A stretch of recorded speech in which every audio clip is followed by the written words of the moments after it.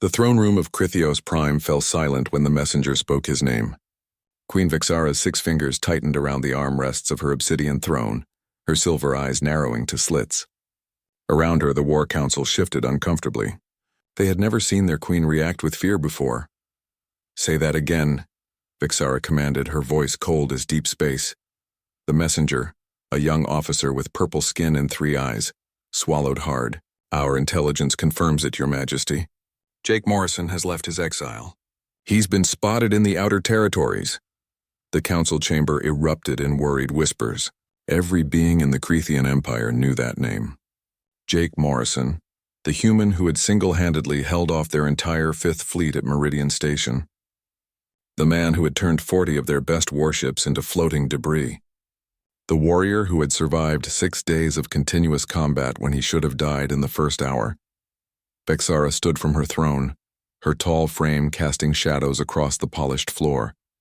"Find him, kill him. I want his head brought to me in a box."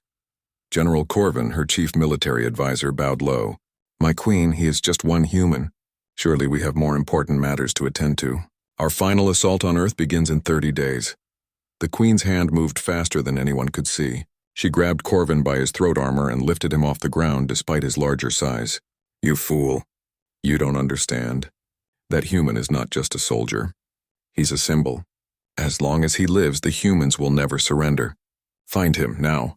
She released the general, who crashed to the floor, gasping. The message was clear. The council dispersed quickly, leaving Vixara alone in her throne room. She walked to the massive window overlooking her capital city, her reflection staring back at her. For the first time in her 300 years of life, Queen Vixara felt something she had never experienced before. Fear.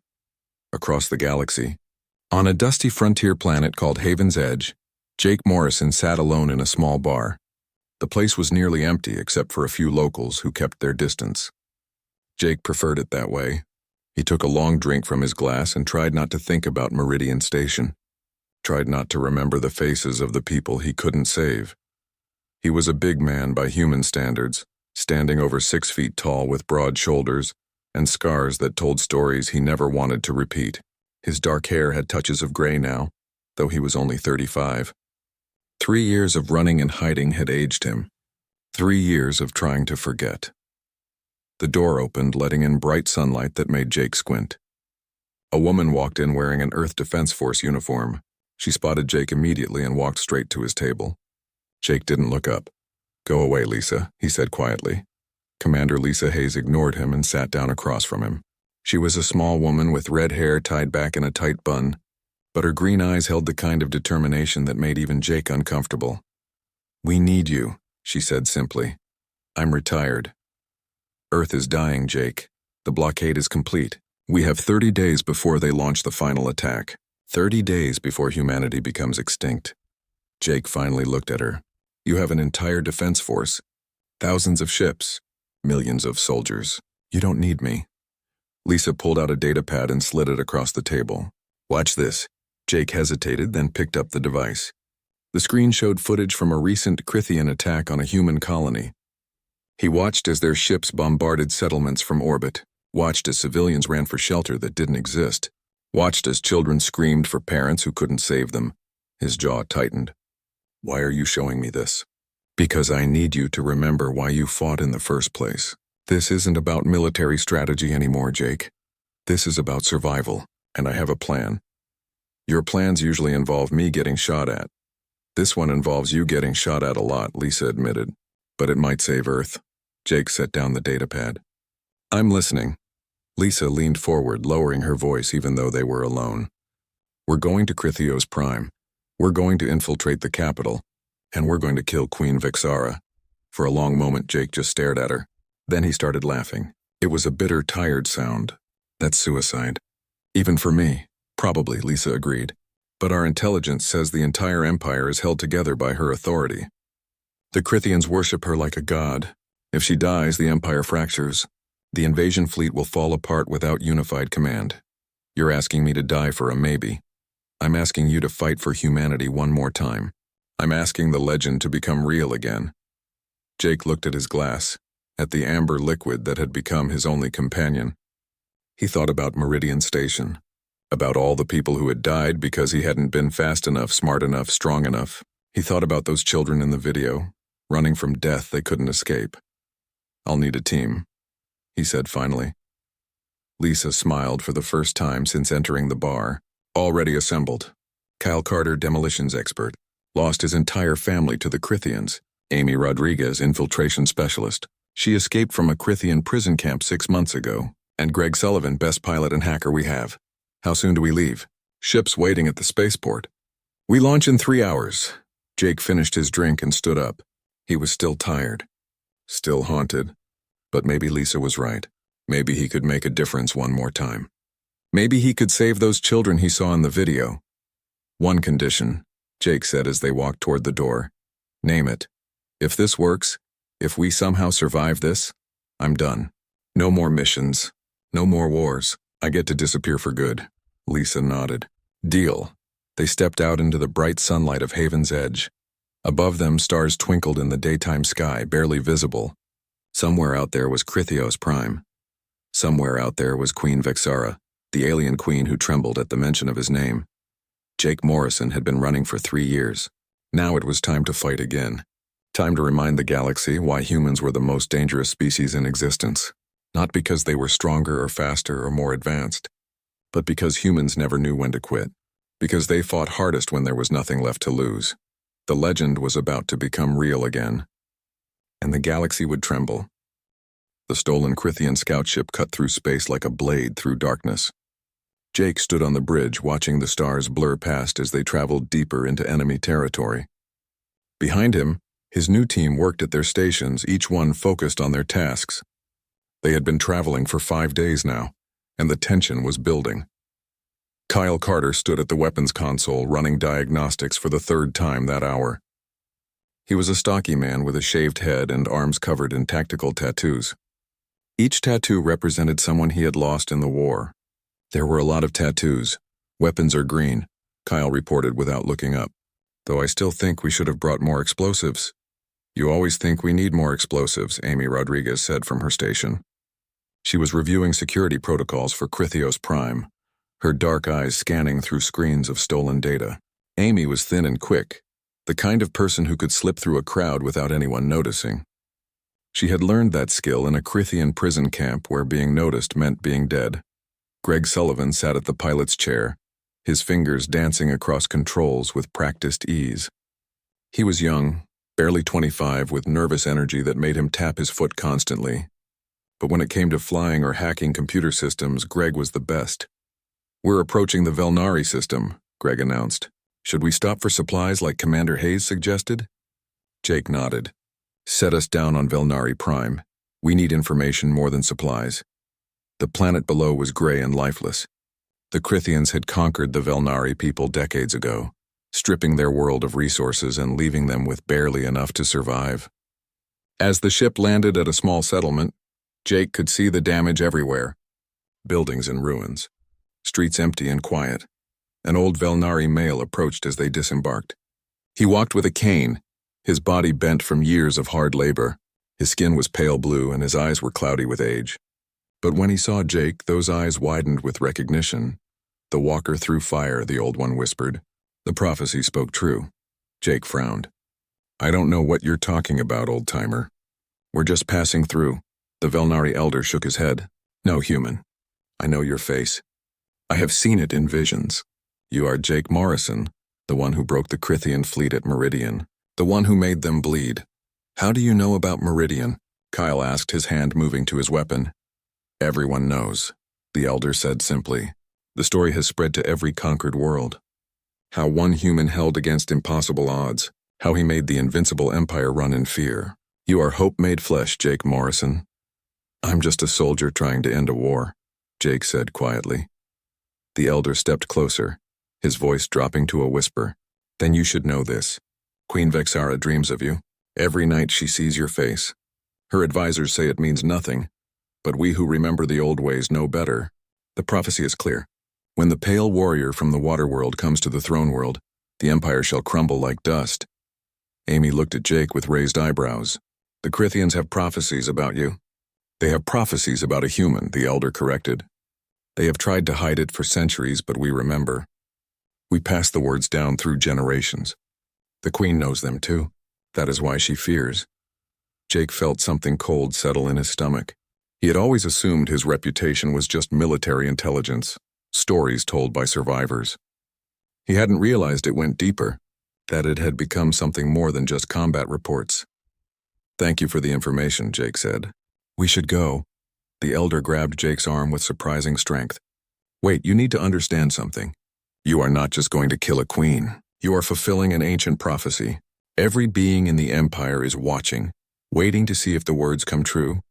Do not fail, walker through fire. Too many depend on you." They left the Velnari settlement with more questions than answers. Back on the ship, the team gathered in the small common area. Kyle was cleaning his weapons, a ritual that seemed to calm him. Amy was reviewing maps of Crithios Prime.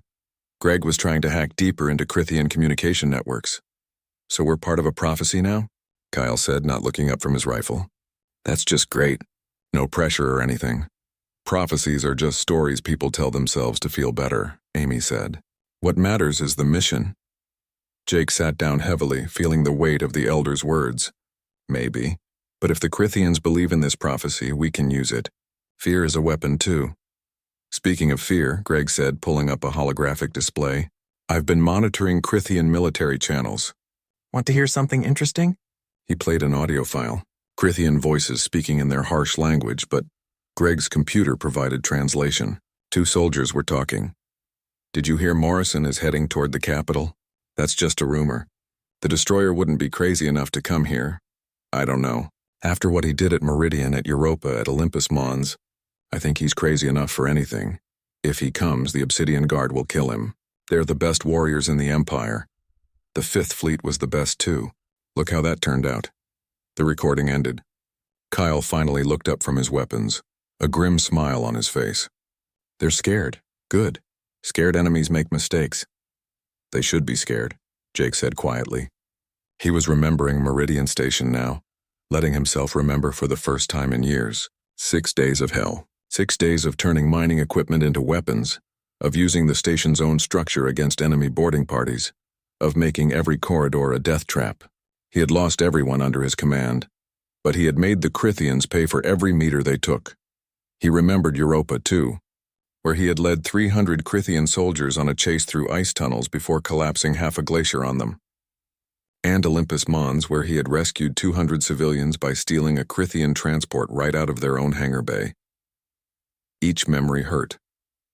Each one reminded him of people he couldn't save, but each one also reminded him that he had made the Crithians bleed, had shown them that humans wouldn't break easily. "Tell me something," Amy said, looking at Jake directly. "Do you think we can actually do this? Really kill the Queen and get out alive?" Jake met her eyes. He could have lied, could have given her false hope. But she deserved the truth, honestly. "No, I think we're all going to die on Crithios Prime, but I also think we're going to hurt them so badly before we die that it'll be worth it." Amy nodded slowly. "Good, I'd rather die fighting than live on my knees." "Amen to that," Kyle said. Greg was quiet for a moment, then spoke up. "My parents always told me I was too smart to be a soldier, that I should use my brain for something safer. But when the Crithians came, being smart wasn't enough. You need people willing to fight. I'm terrified, honestly, but I'm here because someone has to be." Jake felt something in his chest, something he hadn't felt in years. Pride in his team, faith that maybe, just maybe, they could do the impossible one more time. "Get some rest," he told them. "We cross into the core systems tomorrow. After that, there's no turning back." As the others left, Jake stayed in the common area, staring at the stars through the viewport. Somewhere ahead was Crithios Prime. Somewhere ahead was Queen Vexara dreaming of his face. The prophecy said the Empire would crumble. But prophecies didn't fight battles. People did. Jake Morrison was just a man, tired, scarred, haunted by ghosts. But he was a human man, and that meant something. It meant he would fight until his last breath. It meant he would make them remember why they feared his name. The heart of darkness was waiting. Time to light it on fire. The capital city of Crithios Prime stretched across the horizon like a massive monument to conquest. Towers of black metal reached toward the sky, and patrol ships moved between buildings like hunting birds. Queen Vexara's palace sat at the center of it all, a fortress that had never fallen in 1,000 years. Jake and his team moved through the crowded streets wearing stolen slave collars and ragged clothing. Amy had arranged their disguises perfectly. They looked like just another group of conquered beings, too broken to be a threat. Around them, thousands of slaves from dozens of different species worked under the watchful eyes of Crithian overseers. "Stay close and keep your heads down," Amy whispered as they walked past a security checkpoint. "The collars will fool the scanners, but guards might notice if we act wrong." Greg was sweating despite the cold air. "There are cameras everywhere. At least 50 on this street alone. Let them watch," Jake said quietly. "They're looking for warriors. We're just slaves." They had landed on Crithios Prime 3 days ago, using forged identity codes that Greg had created from stolen data. So far, the plan was working. But Jake knew their luck wouldn't hold forever. It never did. In her palace, Queen Vexara stood before a massive tactical display showing her empire. Red markers indicated human resistance cells. Blue markers showed her military forces. Everything looked perfect. Everything except the one problem that kept her awake at night. "Status report," she demanded. General Corvin bowed before speaking. "All fleets are in position, my queen. The invasion of Earth will begin on schedule. Human defenses are weakening. Victory is certain." "And Morrison?" The general hesitated. "We lost his trail after the Velnari system. Our intelligence suggests he may have died in a ship malfunction." Vexara's hand slammed against the console, making it crack. "Fool. Jake Morrison doesn't die from ship malfunctions. He's here. On my world. I can feel it. Your Majesty, with respect, even if he were here, what could one human do against an entire planet of warriors?" The queen turned to face him, her silver eyes blazing. "Have you studied the reports from Meridian? From Europa? From every battle where humans refuse to surrender? They don't fight like we do. They don't follow logic. They fight with rage and desperation and cunning. Jake Morrison is the worst of them all." She walked to the window overlooking her city. "Do you know what makes him dangerous? It's not his skill. We have warriors just as skilled. It's not his weapons. We have better technology. What makes him dangerous is that he has nothing to lose. A man with nothing to lose is the most dangerous creature in the universe." Below in the city, Jake's team reached a meeting point in the industrial district. A hidden door opened in an alley, and they were pulled inside by thin, scarred hands. The underground resistance was bigger than Jake had expected. Dozens of freed slaves and rebels filled the hidden chamber, representing at least 10 different species. A tall being with gray skin and 4 arms stepped forward. His name was Elder Zhen, and he had been fighting the Crithians for 20 years. "Jake Morrison," Zhen said, his voice filled with wonder. "The prophecy said you would come. Many doubted, but I knew. I knew the walker through fire would stand with us." "I'm not here for prophecies," Jake said. "I'm here to kill the queen. Can you help us or not?" Zhen smiled, showing pointed teeth. "Direct, I like that." "Yes, we can help. We have maps of the palace, guard rotations, and information about the security systems. But there is a problem." "There's always a problem," Kyle muttered. "The queen knows you're here," Zhen continued. "She doesn't know where, but she's put the entire planet on alert. The Obsidian Guard has been deployed. They're her personal warriors, enhanced with cybernetics and trained from birth to kill. 50 of the deadliest fighters in the Empire." Amy cursed quietly. "That's going to make infiltration nearly impossible." "Maybe not," Greg said, pulling up his datapad. "I've been monitoring their communication networks. The resistance uprisings on other planets are spreading. The Crithians are pulling forces away from the capital to deal with rebellions. If we time this right, we can use that chaos." Jake studied the maps that Jen provided. The palace was a maze of corridors, checkpoints, and defensive systems. Getting in would be hard. Getting to the queen would be nearly impossible. Getting out alive was just fantasy. "There's something else you should know," Jen said carefully. "Tomorrow the queen is moving your friend to the high-security detention center. The young one who was captured during reconnaissance." Jake's blood went cold. "What are you talking about?" "Your pilot, Greg Sullivan. He was captured 2 days ago when he tried to access the palace computer systems remotely. They've been torturing him for information." Everyone turned to look at Greg, who stood perfectly still, his face pale. The real Greg, the one with them now, took a step back. "That's impossible," the real Greg whispered. "I've been with you the whole time." Understanding hit Jake like a punch. "Amy, when you scouted that network hub 3 days ago, did Greg stay with the ship?" Amy nodded slowly. "He said he needed to run system checks. I did run system checks, Greg protested. I never left the ship. I swear. But Jake was already thinking through the timeline. Greg had been alone for 6 hours. Plenty of time for Crithian agents to take him and replace him with someone else. Except that didn't make sense either. Greg had been doing real work, hacking real systems, helping them get this far. Check his collar, Jake ordered. Kyle moved fast, grabbing Greg and ripping open his shirt. The slave collar around his neck looked identical to theirs, but when Kyle examined it closely, he found the difference. A small transmitter hidden inside. It's a tracker, Kyle said. They've known where we are this whole time. Before anyone could react, the walls exploded inward. Crithian soldiers poured through the breaches, weapons firing. The underground chamber became a war zone. Rebels screamed and fought back, but they were outmatched. Jake grabbed his weapon and started firing, dropping soldiers with precision shots. We need to move now, Amy shouted over the noise. The whole place is compromised. But Jake was looking at Greg, at the young man who had flown their ship, who had joked with them, who had seemed so real. Who are you? Jake demanded. Greg's face changed. The fear disappeared, replaced by something cold and calculating. I'm your death, human. Queen Vexara sends her regards. He moved faster than any normal human could, his body enhanced with hidden cybernetics. But Kyle was faster. His knife found Greg's throat before the fake could reach his weapon. The body collapsed, sparking and bleeding oil mixed with blood. A hybrid, part organic, part machine. The real Greg, Amy said, firing at advancing soldiers. If he's alive, he's in that detention center. Jake made a decision in a split second. They could run, try to escape and regroup, or they could attack now, while the enemy thought they had the advantage.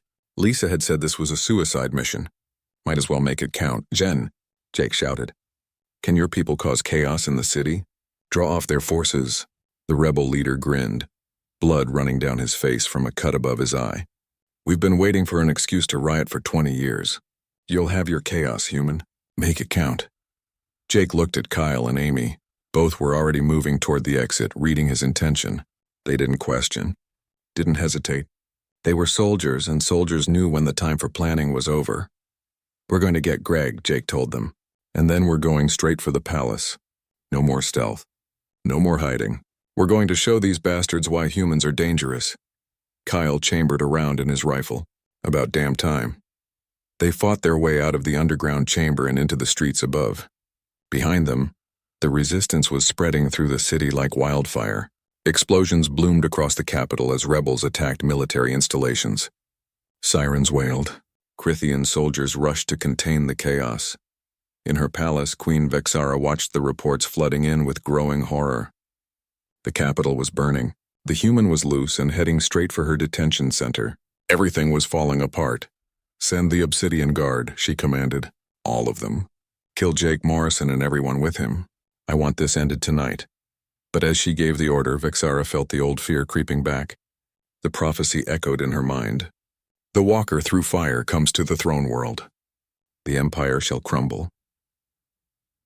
For the first time in her long life, Queen Vexara wondered if power and armies were enough to stop destiny. The human was coming, and he was bringing hell with him.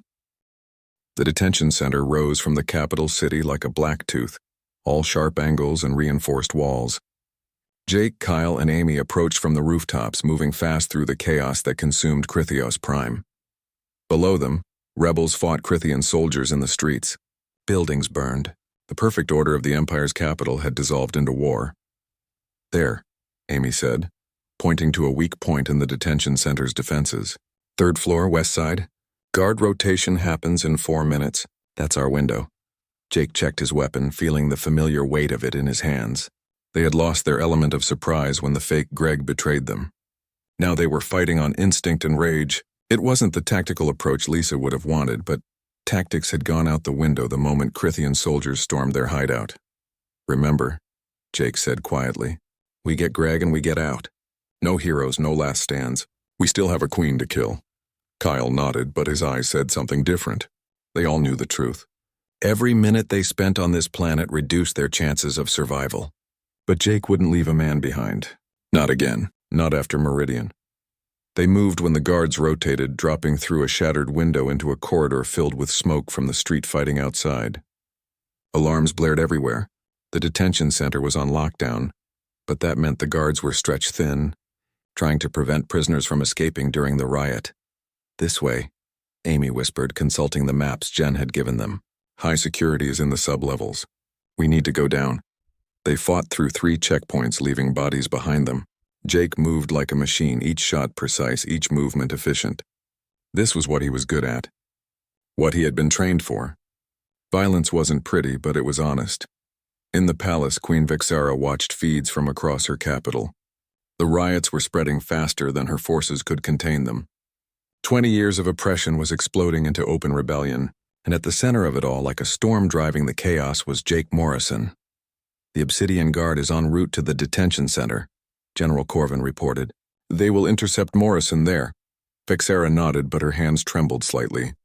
She clasped them behind her back so no one would see. The prophecy haunted her.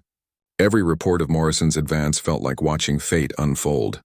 She was the queen of the most powerful empire in the galaxy. She commanded armies that had conquered hundreds of worlds. But she couldn't shake the feeling that she was watching her own doom approach.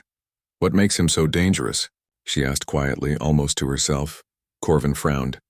My queen? Morrison. He's just one human. One soldier. What makes him different from the thousands of other warriors we've killed? The general considered the question carefully.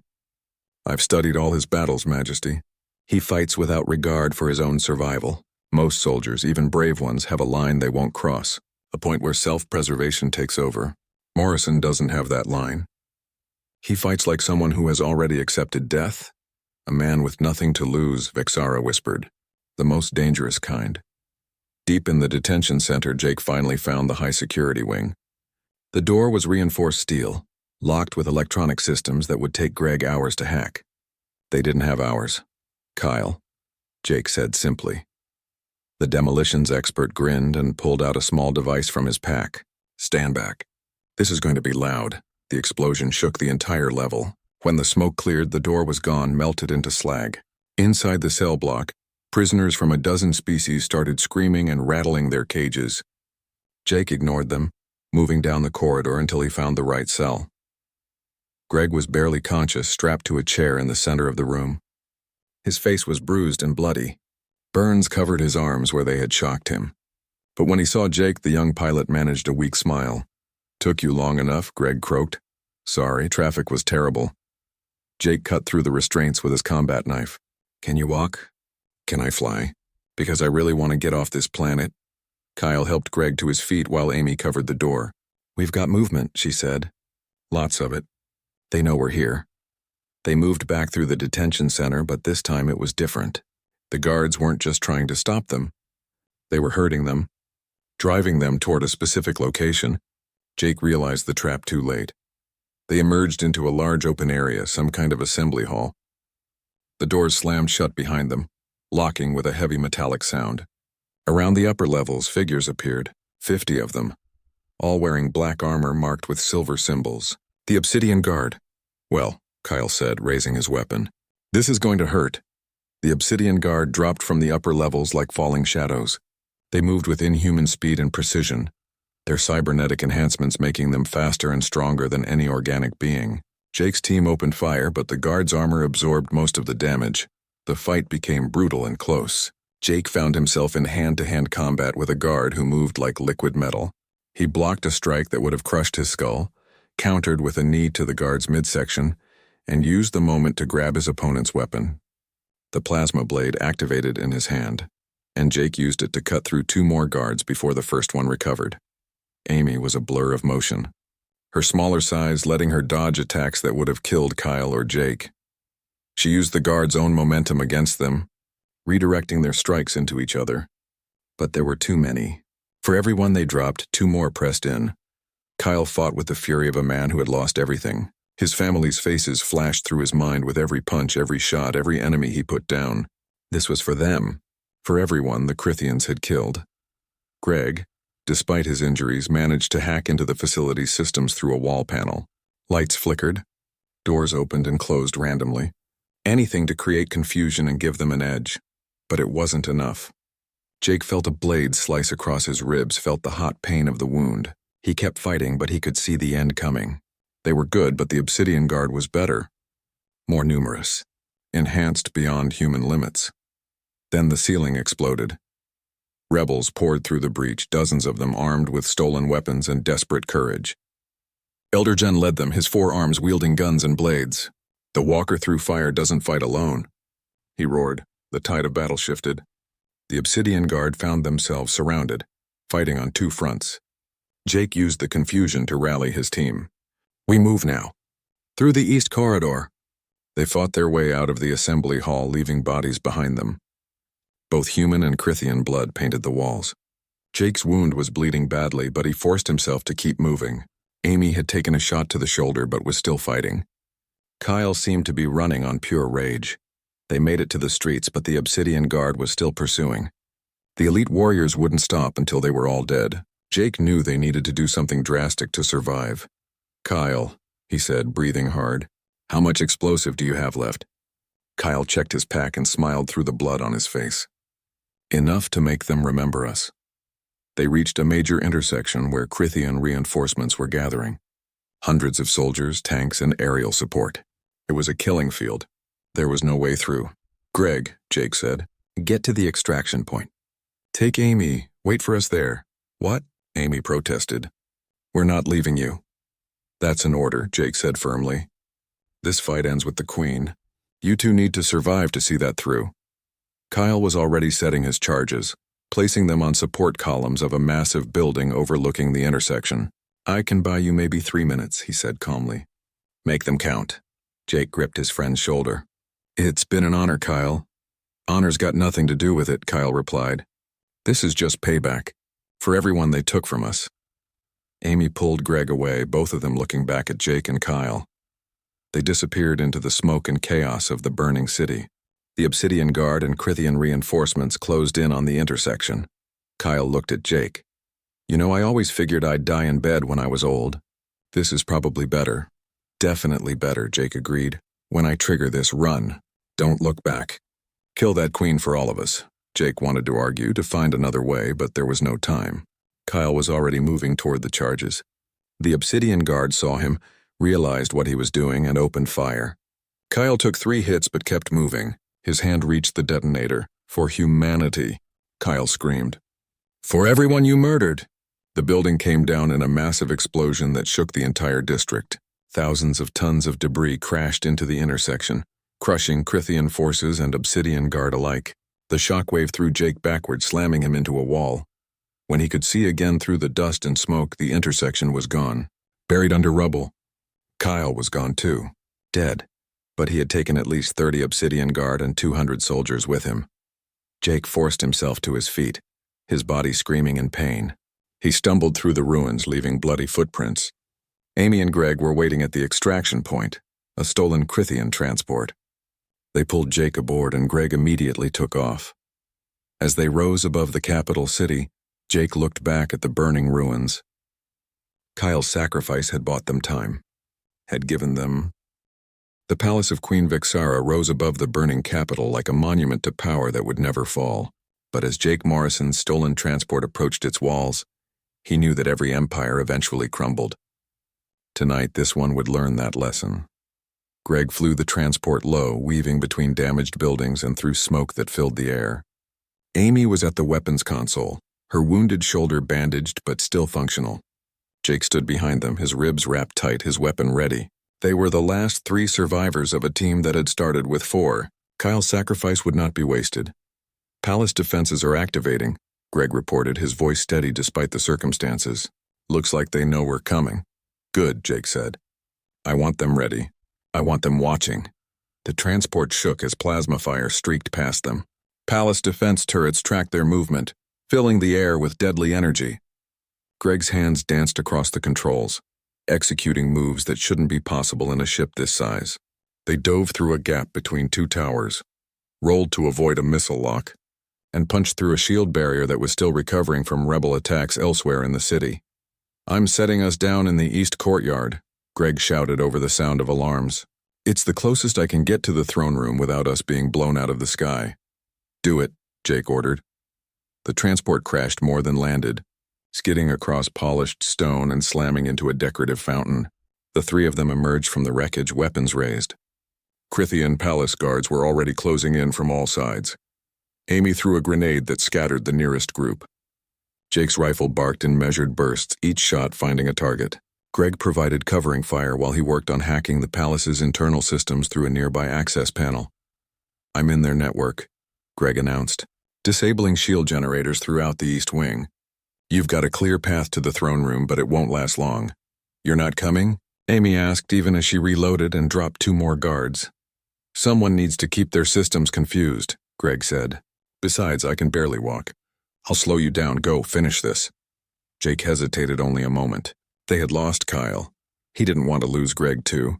But the young pilot was right. This was a 2-person job now. "When this is over, we're buying you the biggest drink in the galaxy," Jake said. Greg managed a pained smile. "I'm holding you to that." Jake and Amy ran through palace corridors that seemed designed to intimidate. Massive halls with ceilings hundreds of feet high. Walls decorated with weapons taken from conquered species. Statues of Crithian warriors standing eternal guard. It was meant to make visitors feel small and powerless. But Jake had stopped feeling small a long time ago. Every statue they passed, every display of conquered weapons, just reminded him why they were here. Why this had to end. They fought through 2 more groups of guards before reaching the throne room doors. The massive entrance was sealed, reinforced with the strongest metals in the Empire. Amy placed her last explosive charge against it. "This is it," she said. "Once we go through, there's no retreat. No escape." Jake looked at her. This woman who had survived a prison camp, who had fought her way across the galaxy for this moment. "We never expected to get out. We're here to send a message. That humanity doesn't surrender. That we fight until our last breath." Amy nodded and triggered the charge. The doors exploded inward, and they rushed through the smoke into the throne room of Queen Vixara. The chamber was enormous, lit by strange blue lights that cast long shadows. At the far end, on a throne carved from a single piece of black crystal, sat the queen herself. She stood as they entered, and Jake saw her clearly for the first time. Queen Vixara was tall, nearly 7 feet, with silver skin and eyes that glowed like cold fire. She wore armor that looked more ceremonial than functional, decorated with symbols of her conquests. In her hand, she held a curved blade that hummed with energy. "Jake Morrison," she said, her voice echoing through the chamber. "The walker through fire. The human who refuses to die. You've destroyed my city, killed my warriors, brought prophecy to life. Are you satisfied?" "Not yet," Jake replied, raising his weapon. "You've murdered billions, enslaved entire species. Tonight that ends." Vixara smiled, but it wasn't a happy expression. "You think killing me will end the Empire?" "I'm not the Empire. I am just its current face. Kill me and another will take my place. The conquest will continue."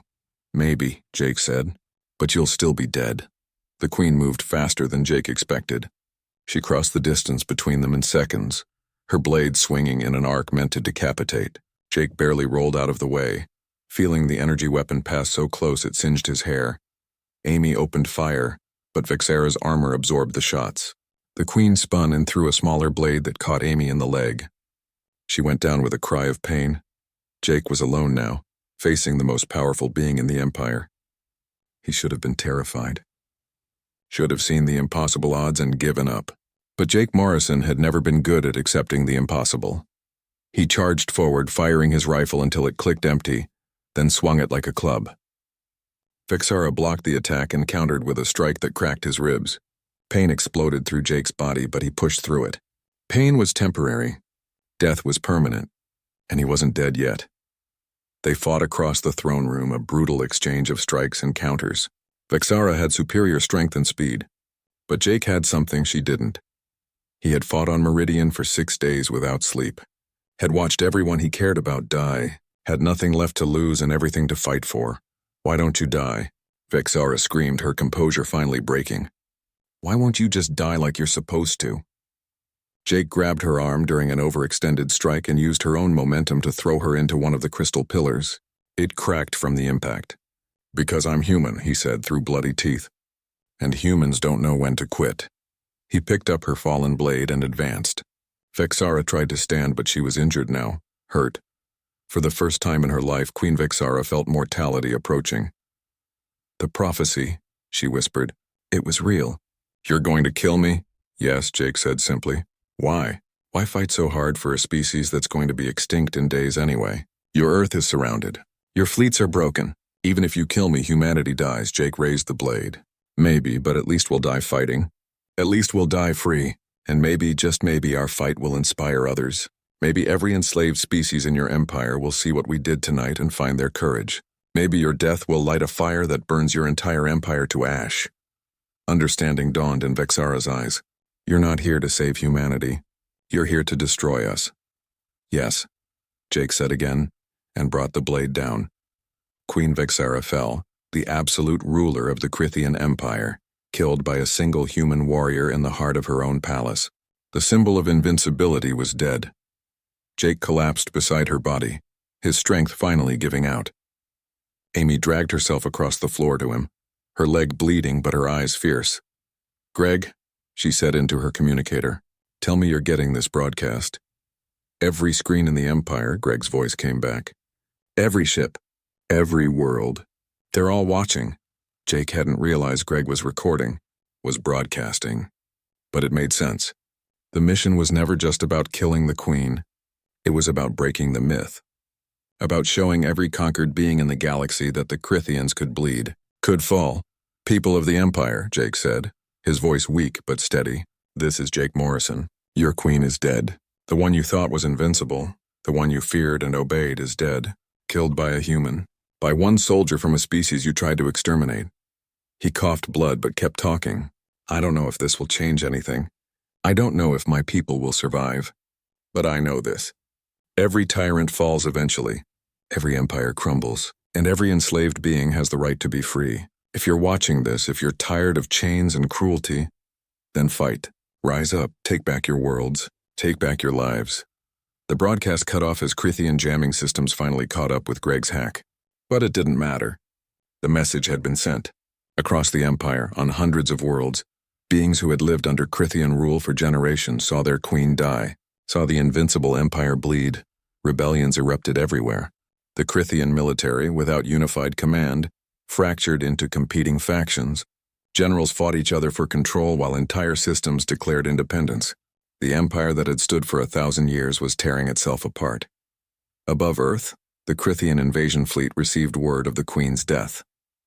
Without clear orders, without unified purpose, they hesitated. That hesitation gave Earth's battered defenses time to reorganize, gave them hope. In the palace throne room, Jake and Amy waited for death. They had completed their mission, but escape was impossible. They were too wounded, too exhausted, and surrounded by thousands of enemy soldiers. But the soldiers never came. Instead, rebels poured into the palace, freed slaves and resistance fighters who had been inspired by Jake's broadcast. They carried Jake and Amy out like heroes, treating their wounds, protecting them from the chaos that consumed Crithios Prime. 3 months later, Jake stood on Earth, watching reconstruction efforts